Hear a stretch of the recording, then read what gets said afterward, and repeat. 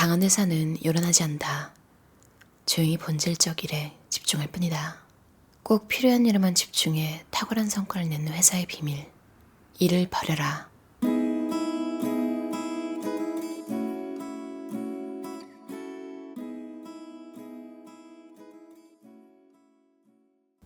해결책은 더 오래 일하는 것이 아니라 쓸데없는 일에 쓰는 시간을 줄이는 것이다. 더 생산해야 하는 게 아니라 불필요한 것들을 덜 만들어야 한다. 집중을 방해하는 요인을 대폭 줄이고 덜 걱정하며 스트레스를 줄여야 한다. 스트레스는 회사로부터 직원에게로 흘러간다. 한 직원에서 다른 직원에게, 그리고 직원에서 고객으로 점점 전이된다. 또한 결코 일에서 끝나지 않는다. 우리의 삶에 흘러들어 당신의 친구 관계, 가족과 자녀와의 관계에도 영향을 미친다. 일은 일요일이 아닌 월요일에 하는 것이다. 때때로 스트레스 받는 상황이 없냐고? 물론 있다. 그것이 삶이니까. 매일매일 일이 잘 진행되느냐고? 물론 그렇지 않다. 그렇다고 말한다면 거짓말이다. 하지만 그런 상황이 일상적인 것이 아닌 예외적인 것이 되도록 노력한다. 모든 것을 종합해서 볼 때 우리는 조용한 회사다.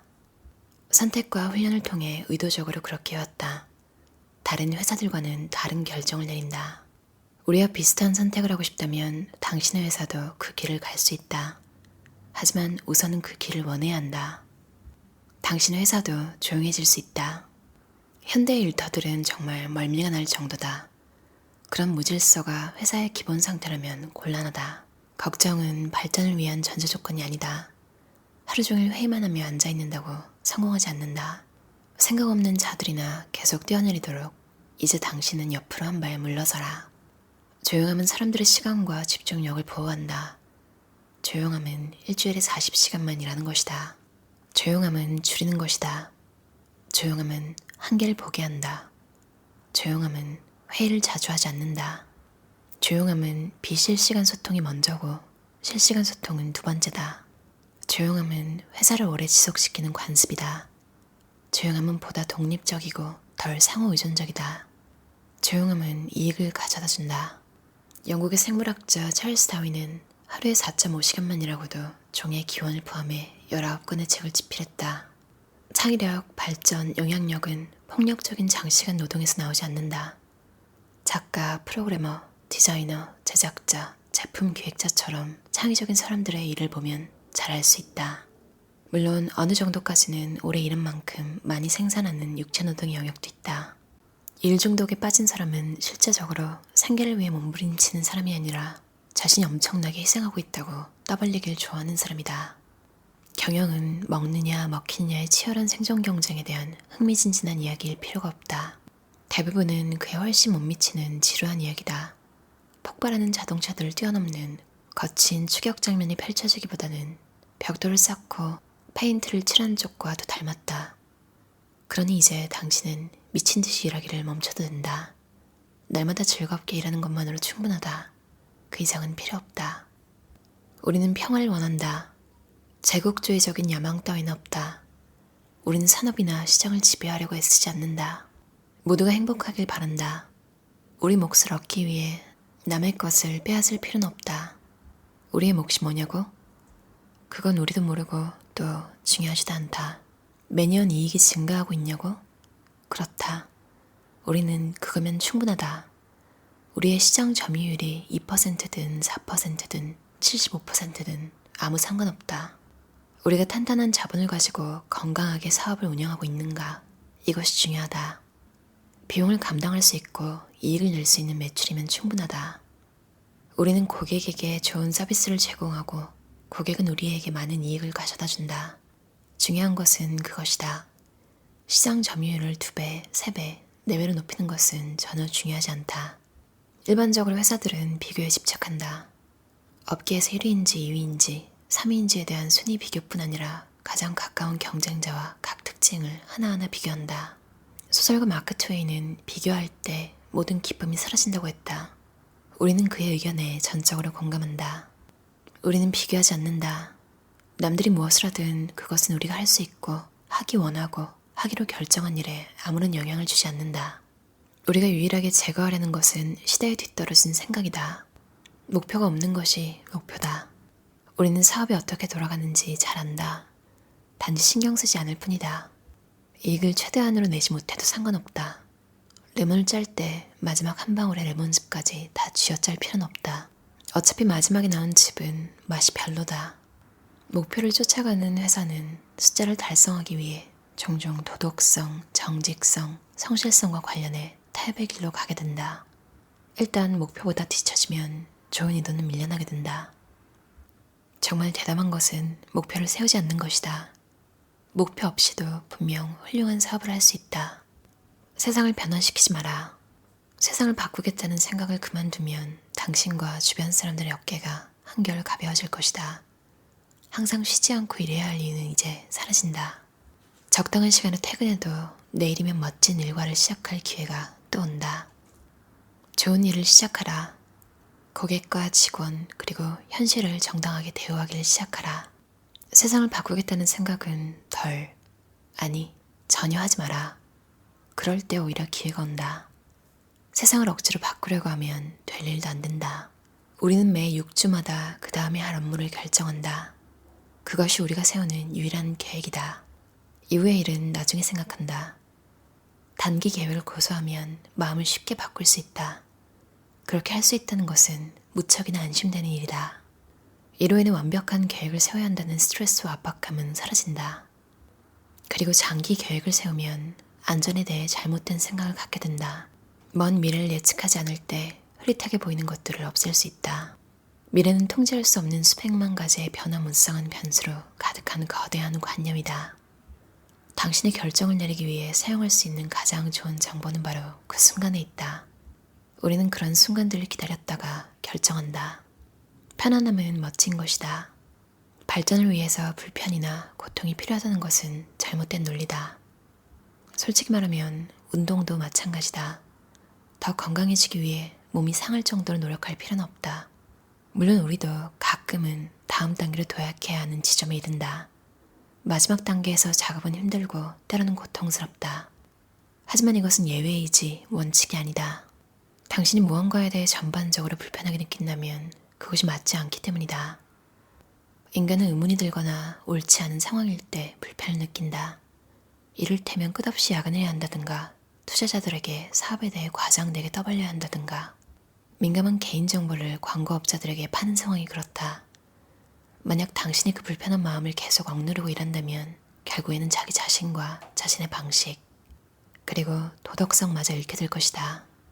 반대로 불편을 느끼는 내면의 목소리에 귀 기울이고 불편하게 하는 것으로부터 돌아선다면 올바른 길을 찾을 가능성이 높아진다. 벤처 캐피털로부터 대규모 투자를 받는 회사에서 일하는 것이 얼마나 힘든지 알기 때문에 우리는 베이스 캠프를 외부로부터 받는 투자 없이 이익으로만 운영하는 회사로 만들었다. 조용하게 일하기 위해서는 편안해야 한다. 한 주에 40시간의 업무 시간은 엄청나게 긴 시간이다. 좋은 결과를 내고 경쟁력을 갖추며 중요한 일을 처리할 수 있는 충분한 시간이다. 더 일하지 않는다. 더 적게 일하는 것은 괜찮다. 여름에는 매주 금요일에 쉬는데도 주 32시간 동안 중요한 많은 일을 해낸다. 밤샘 근무, 주말 근무는 없다. 한 주에 40시간 근무를 하려면 하루 8시간 일해야 한다. 8시간은 실제로 긴 시간이다.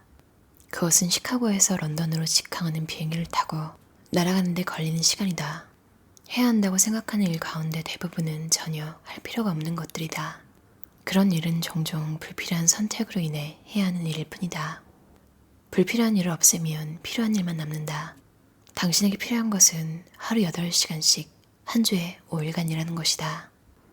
우리는 효과적인 것을 중요하게 생각한다. 우리가 얼마나 더 적게 일할 수 있을까? 얼마나 많은 일을 잘라낼 수 있을까? 사람들은 할 일을 더하는 대신 안 해도 될 일을 더해간다. 당신에게 하루에 3시간 분량의 할 일만 있다면 그 일을 한 후에는 멈춰라. 할 필요가 없는 일은 굳이 만들지 말자. 남은 시간을 즐긴다면 그 자체로 멋진 일이다. 베이스캠프의 직원은 현재 자신이 어디에 있는지, 시간이 나는지에 대해 보고하지 않아도 된다. 사무실에 있는 직원은 의자에 계속 앉아있지 않아도 된다. 멀리서 일할 때도 현재 뭐라고 있는지 알릴 의무가 없다. 정말 일하고 있는지를 알기 위해서는 그가 한 일 자체를 살펴보면 된다. 그것이 상사가 하는 일이다. 어떤 직원이 그 일을 하지 못한다면 다른 사람을 찾아야 하는 것이다. 현재 어디에 있는지, 일하고 있는지 아닌지 알려야 한다는 직원들의 부담감을 없애라. 모든 사람은 현재 자신의 일에 집중하고 있으니 그들의 시간과 몰입을 존중하고 방해하지 않아야 한다는 생각을 가져야 한다. 누군가에게 한 가지 질문을 한 뒤 다시 하던 일을 계속하라. 아무것도 기대하지 마라. 상대가 여유 시간이 생겼거나 대답할 수 있을 때 당신은 회신을 받을 것이다. 누군가가 바로 응답하지 않는 것은 당신을 무시해서라기보다는 그가 일을 하고 있기 때문이다. 당신에게도 기다리는 동안 할 수 있는 다른 일이 있지 않은가? 끝까지 기다려도 괜찮다. 하늘은 무너지지 않을 것이고 회사도 문 닫지 않을 것이다. 단지 모든 사람에게 더 조용하고 멋지고 편안하게 일할 수 있는 장소가 될 뿐이다. 신경 꺼라. 정보를 다 몰라도 된다. 대부분의 사람은 대부분의 경우 대부분의 정보를 알 필요가 없다. 정보를 놓치면 즐겁다. 그런 것들은 결국 쓰레기를 생산하도록 만들 뿐이다. 대부분의 일은 그렇게 중요하지 않다. 매일매일 회사 게시판에 올라오는 글은 일상적인 내용이다. 당신이 지금 하는 일에 집중하라. 우리가 원하는 것은 그뿐이다. 우리에게 필요한 것도 그뿐이다. 만약 당신이 꼭 알아야 하는 일이 있다면 우리가 반드시 알려줄 것을 약속한다. 물리학자 스티븐 호킹은 연구와 일을 하는 데 있어 장기적인 관점을 가졌다. 그는 학생들에게 음악을 듣거나 친구들과 교제하는 일 외에도 다른 활동을 할 시간을 가지라고 권장했다. 회사는 가족이 아니다. 많은 회사가 우리 모두는 가족입니다 라고 선포하길 좋아한다. 당신들은 가족이 아니다. 우리는 동료다. 우리는 분명히 서로를 아끼고 돕는다. 하지만 그렇다고 해서 가족은 아니다. 당신의 회사도 마찬가지다. 우리는 함께 제품을 만드는 사람들이고 그 사실이 자랑스럽다. 그거면 충분하다. 오늘날의 회사는 거친 세상에서 살아남기 위해 애쓰는 고아들 모은 거리의 갱단이 아니다. 당신에게 이미 있을 가족을 회사로 대체하려는 시도는 가족의 필요보다 회사의 필요를 우선순위에 놓기 위한 다른 방법일 뿐이다. 이것은 역겨운 계략이다. 최고의 회사는 가족 같은 회사가 아니다. 최고의 회사는 당신의 진짜 가족을 지원한다. 가족의 협력자다. 자신의 이름으로 이탈리아 패션 브랜드를 설립한 브루넬로 쿠치넬리는 직원들이 오후 5시 30분이 지나서 일하는 것을 금지하고 있다. 근무 시간이 끝난 후에 보내는 이메일이 사생활을 침해한다고 믿기 때문이다. 잠을 줄이지 마라. 잠을 줄이고 대신 사무실에서 몇 시간 더 일한다면 형편없는 선택이다. 지칠 뿐 아니라 실제로 바보가 되기 때문이다. 과학은 이에 대해 분명히 말한다. 계속된 수면 부족을 겪으면 IQ가 나빠지고 창의력이 사라진다. 잠이 부족한 사람은 머리도 잘 안 돌아가고 창의력 발휘도 힘들 뿐더러 인내심도 사라진다. 이해력이 부족해지고 참을성도 없어진다. 사소한 문제를 큰일로 만든다. 그로 인해 집에서는 가족에게 상처를 입히고 회사에서는 동료의 마음을 상하게 한다. 수면 부족은 빈틈없이 철저한 사람을 짜증나는 인간으로 바꾼다. 잠을 줄이겠다는 생각 자체를 버리는 것이 좋다. 매일 밤 8시간의 건강한 수면을 가져라. 일을 시작한 초창기에도 마찬가지다. 수면 시간은 결코 낭비가 아니다. 밤에 잘 자면 아침에 좋은 컨디션으로 일어날 수 있다. 장기적으로 봤을 때 일하는 것은 잠자는 것보다 중요하지 않다. 12시간 또는 15시간씩 일하면서 해결해야 할 문제는 사실 매우 적다. 밤샘 근무는 청신호가 아니라 적신호다. 만약 누군가 당신을 밤샘 근무하게 만들려고 한다면 거절하라. 거의 모든 일은 아침까지 기다렸다고 해도 아무런 문제가 없다. 우리는 새로운 디자이너를 뽑을 때 최종 합격자들을 일주일간 채용하고 $1,500를 지급한다. 그리고 샘플 프로젝트를 제출하도록 요청한다.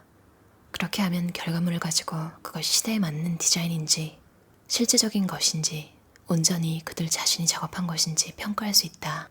우리는 수수께끼처럼 인터뷰 질문을 하지 않는다. 칠판에 문제를 내고 푸는 종류의 테스트도 진행하지 않는다. 우리는 하루 종일 수수께끼 같은 질문을 하지 않는다. 일을 실제로 할 수 있는지 여부를 확인한다. 그래서 실제로 할 일을 주고 그 일을 하는 데 필요한 적당한 시간을 준다. 그들이 채용되면 실제로 하게 될 그런 일을 준다. 지원자가 어떤 사람인지와 그가 할 수 있는 일에 초점을 맞추면 가상의 인물을 채용하는 것을 피할 수 있다. 누군가가 주의 깊고 교묘하게 자신의 이력에 대한 스토리를 만들어낼 때 거기에 속아 넘어가기는 너무나 쉽다.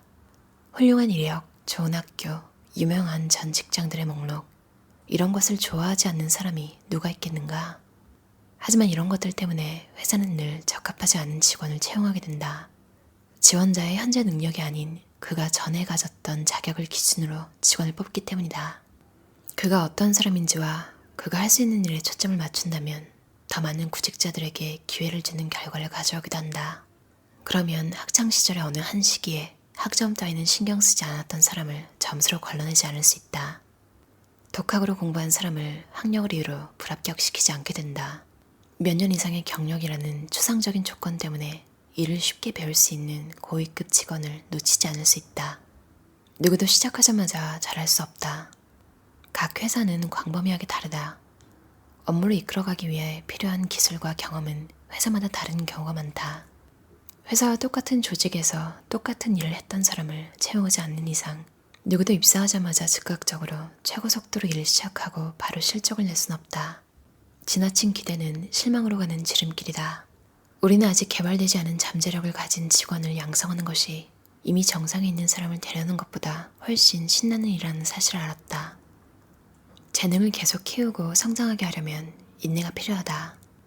개방형 사무실은 조용하고 창의적으로 일할 수 있는 환경이 필요한 전문직에게는 정말 형편없는 구조다.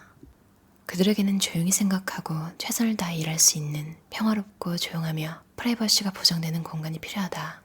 시카고에 있는 베이스캠프 사무실에서 우리가 실행하는 방식이 있다. 그곳을 사무실이 아닌 도서관으로 생각하는 것이다. 실제로 우리는 그 원칙을 도서관 규칙이라고 부른다.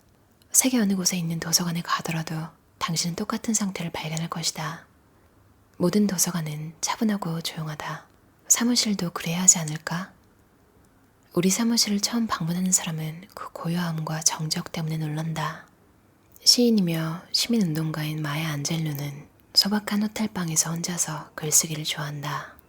그녀는 오후 2시 이전에 집회를 마치고 남편과 저녁 식사를 하기 전까지 충분히 쉰다. 처음부터 조용히 시작하면 조용함은 습관이 된다. 처음부터 바쁘게 시작하면 그것은 늘 당신의 모습이 된다. 당신이 10년, 20년, 30년이 지난 후에도 지금 일하는 방식으로 일하기 원하는지 자신에게 계속 물어봐야 한다. 만약 지금처럼 일하기를 원치 않는다면 나중이 아니라 지금 바꿔야 한다. 나중은 변명이 사는 곳이다. 조인이도는 나중 때문에 사라진다. 나중은 건강을 상하게 하고 정신을 피폐하게 한다. 나중은 말한다. 이 문제를 해결할 때까지만 일시적으로 야근하는 거야. 야근은 끝나지 않을 것이다. 변화는 지금 시작해야 한다. 어떠셨나요? 리워크라는 책 되게 흥미롭게 읽었었는데 그 책을 쓴 두 저자가 새 책을 냈어요. 일을 버려라 라고 번역돼서 나온 책인데요. 제이슨 프라이드와 데이비드 하이네마이어 헨슨 저자 두 명이 썼고 예문 아카이브 출판사에서 나온 책이에요. 원서 제목은 일을 버려라는 아니고 의역이 돼서 나온 것 같아요. It doesn't have to be crazy at work. 일터에서 그렇게까지 미쳐서 일할 필요 없다. 2018년에 나온 책이에요. 여러분들 들으시면서 이거 완전 꿈의 직장 아니야? 이런 생각 드시지 않았나요? 공감이 가서 제가 리뷰를 한 적은 없지만 넷플릭스 관련 책을 읽은 적이 있어요. 넷플릭스 사내 문화. 근데 그거는 다 읽고도 너무 공감이 안 가는 거예요. 별로 저한테는. 이 책을 읽고 나서 왜 안 갔는지 알았어요. 그러니까 성향이 좀 다른 것 같아요. 이 회사는 이 오너들은 베이스캠프라는 회사죠. 소프트웨어 회사예요. 아무튼 이 회사에 이 사람들이 꾸려나가는 걸 읽는데 너무 공감이 가는 거예요. 와 진짜 이런 곳에서 일하고 싶다. 넷플릭스에서 공감 안 갔던 게 몇 개 있었는데 이 저자들이 말은 하지 않았어요. 그 회사라고. 근데 내용을 보니까 조금 생각나는 것들이 있어서 그러니까 넷플릭스가 무제한 휴가라는 게 있거든요. 그 책에서 봤는데 전 딱 그걸 읽자마자 숨이 막히는 거예요. 무제한 휴가? 진심으로 좀 사이코가 아닌 이상 그걸 어떻게 무제한으로 유급 휴가를 받아서 가겠어요. 그거를 읽으면서 되게 짜증이 났었는데 뭐야 뭐 좀 아니 완전 피 좋은 개살구 같은 거예요. 너무. 제가 너무 부정적인가요? 근데 어차피 저 같은 성격은 그런 걸 줘도 휴가를 그렇게 못 쓸 것 같아서 그냥 스트레스만 받는 그런 생각이 들었는데 기타 다른 문화도 좀 이해가 안 갔어요. 넷플릭스 자체는 제가 잘 이용하고 있지만 아무튼 이 책에 약간 좀 그걸 비꼬는 듯한 이야기가 있긴 한데요. 무제한 휴가라는 게 있다고 해서 사실 여러분은 그걸 누가 주면 5개월 쓸 수 있겠어요? 6개월, 7개월? 못 쓰잖아요. 뭐 진짜 좀 길게는 2개월? 큰 맘 먹고 한 몇 년 일하고 나서 요청해볼 수는 있겠지만 뭔가 좀 장식용 베네핏 같은 느낌이 있었는데 이 저자들도 그걸 느낀 거예요. 그래서 자기 회사에는 딱 3주 유급 휴가, 원하면 연장이 가능한, 오히려 더 현실적이지 않나요? 이 책의 애매모호함은 불안을 가져온다. 리워크도 되게 공감하면서 읽었는데 이 책도 되게 공감하면서 읽었어요. 이 책은 자기 사업체를 가지고 계신 분들한테 정말 강추하고요. 사실 직장을 다니는 누구에게나 추천드려요. 왜냐면 읽으면 아, 왜 그게 싫었고 왜 이건 좋았지? 이렇게 생각해 볼 수도 있고 나도 좀 직장에서 오버하지 않고 담백하게 행동할 수 있는 좀 자신감을 주는 것 같아요. 아, 그렇게 안 했어도 되는구나. 맞다, 그 사람들 가족 아니지? 뭔가 냉정해지라는 게 아니라 좀 삶을, 마음을 좀 편하게 먹게 해주는 것 같아요. 그럼 오늘도 들어주셔서 감사합니다.